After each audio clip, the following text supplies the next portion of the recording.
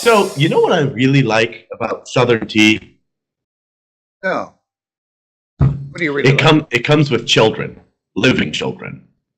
Living children. Yes, I'm sure you must be aware of the recent ban, even though it's I'm not quite sure if it's a complete and total ban on all abortions. I know it does ban. Talking about the heartbeat bill in Alabama. No, that the heartbeat bill is in Georgia and Ohio. Alabama did another step forward, and they banned it also in cases of rape and incest. Abortions are still permitted in the Alabama statute, which I read this morning.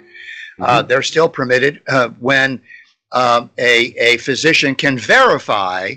When a physician can verify, very important codicil there, can verify that the pregnancy is a fatal threat to the mother.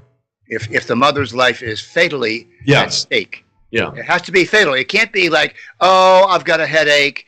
Oh, I want to go bowling this afternoon. Oh, I found another cute boyfriend.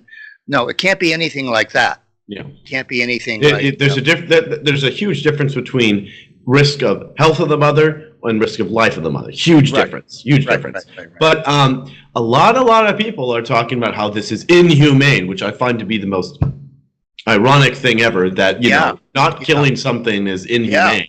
They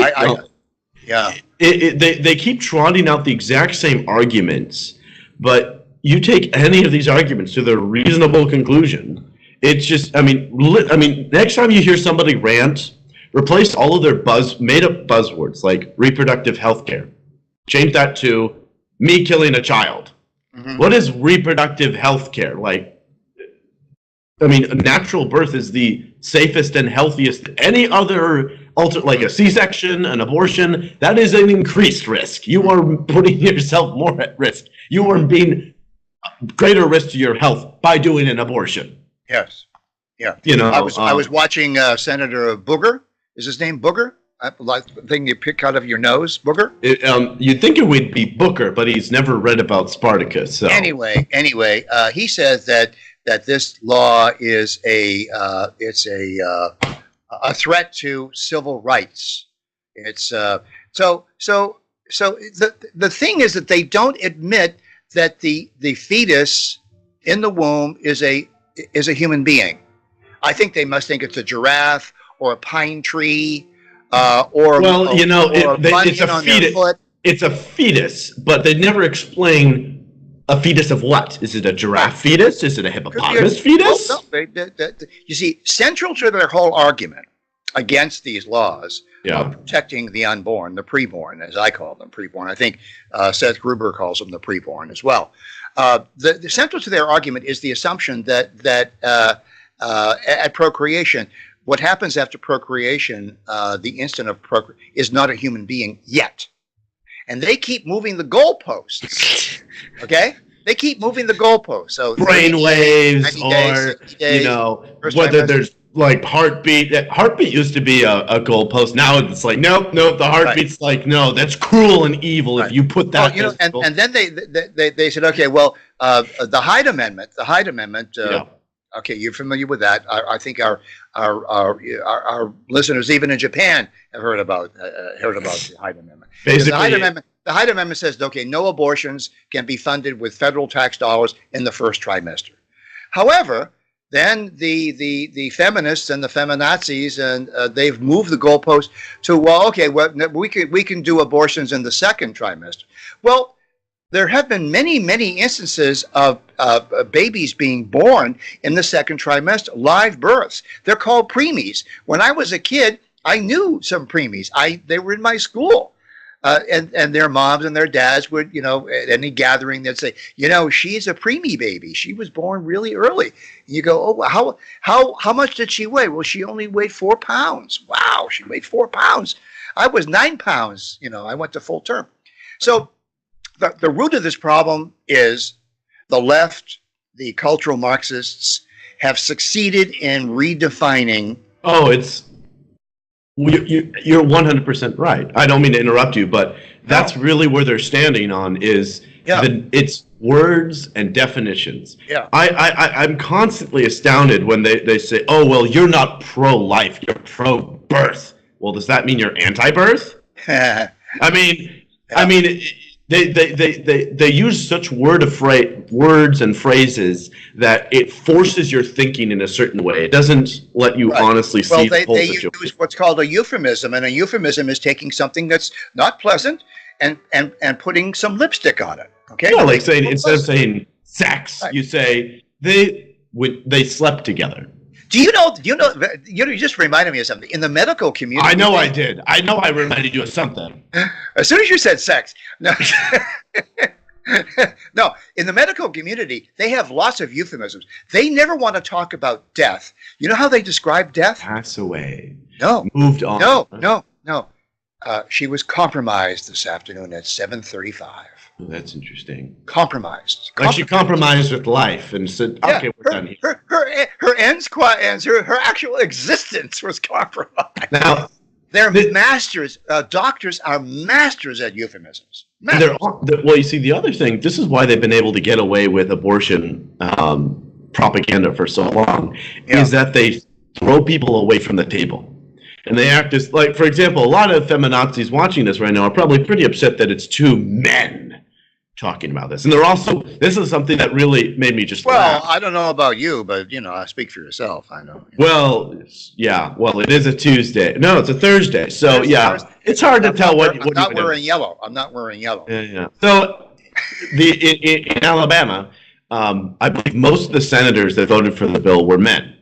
And so people like Elizabeth Warren and all these other people, oh, how dare it. See, look, it's all men that voted for this ban. A woman signed the bill. A woman was the governor who signed the bill. And she liked it. To be a real woman, not a trans woman or a fake woman. You know what else? Or a psychologically sick woman.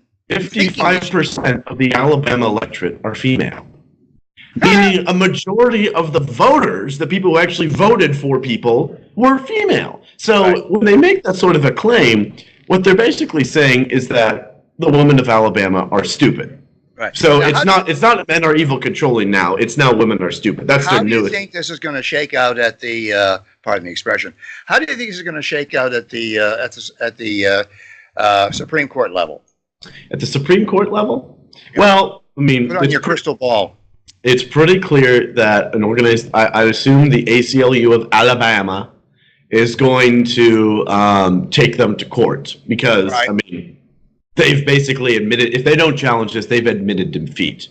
Mm-hmm. Now, this is the interesting thing. A lot of, I'm keeping an eye on some leftist intellectuals and thinkers, and they're basically, they basically believe that conservatives have been planning this all from the start, ever since Roe, like this grand plan.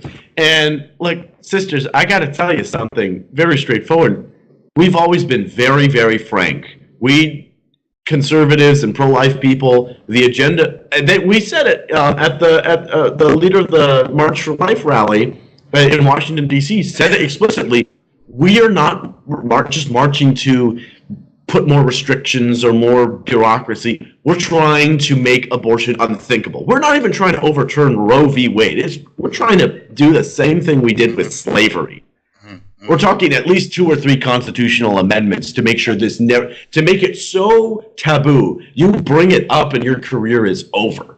To kill a child should, be the most. Well, on that very point, that's a good point. Had Hillary Clinton beaten Donald Trump, the left would have gone on their merry way, saying, okay, well, the conservative pro-life movement is dead, DEAD, dead, because she would have codified, buried it to the ground. She would have codified abortion on demand, and she would have applauded the state legislation. I think it was in Virginia, wasn't it? Yeah. A third term late abortion. New York, Oregon, Washington D.C. proper. Yeah. A lot of at least 9 jurisdictions. So we're not. I mean, this was not a conspiracy. This has been an agenda item for conservative, especially the religious community, faith-based community, this has been on their agenda since I can ever remember. Since Roe v. Wade was passed. Well, what's really sad is they only started to wake up and realize that this was a problem once Roe v. Wade was passed. By the way, a lot of people forget Roe v. Wade was a decision made by 8 Supreme Court justices who were all men. They were all white men. So that decision is okay. That decision by men is okay. But it's never... The reason why we're so big in Japan is because your logic is impeccable, Well, it's not that my logic is impeccable. It's just I simply report exactly what their logic is, and just hold them to their own standards. That's it. That's it. We're gonna wrap this up. I just want to announce that our followers in Japan, our viewers and listeners in Japan, they now equal half of our United States. It's almost as much as our Armenian audience. It's almost as much as the Armenians, but not quite, because you're an Armenian pinup boy. Let's face it. Right? Anyway, you only put me on here for diversity. Right. Point. Sayonara.